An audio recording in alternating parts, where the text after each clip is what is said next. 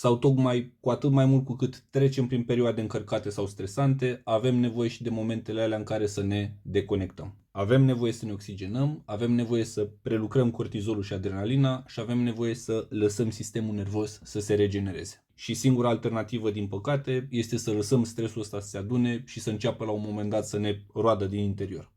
Ce ne poate sabota e intuiția asta că dacă dăm atenție stresului, așa încât să ne putem ocupa de el, stresul începe să se acutizeze. Cu toate că în realitate el nu se acutizează, ci devenim doar conștienți de el. Și acum că suntem conștienți de el, putem să ne apucăm să îl ventilăm, să-l dăm afară. Și pentru asta nu este nevoie de nimic sofisticat, cum putem să înțelegem prin meditație. Da? Nu e nevoie să mergem într-o țară exotică și spirituală și nu e nevoie să facem nimic deosebit. Avem nevoie de acele momente de liniște și de spațiu. Dacă doar reușim să ne oprim și să nu facem absolut nimic, sistemul nervos știe singur ce e de făcut după aia. Știe cum să genereze singur energie și știe cum să se refacă. Și este ceva tot mai dificil într-o lume care ne stimulează tot mai mult atenția către exterior. Dar este cu atât mai multă valoare în chestia asta cu cât este ceva dificil. Să ne oprim, să reușim să nu facem nimic, ci doar să lăsăm spațiu creierului ca să genereze singur energie. Câteva momente de genul ăsta pe zi sunt de 1000 de ori mai bune decât absolut nimic. Sunt o mare investiție și în energie și în sănătate. Și de asemenea și în productivitate și în eficiență.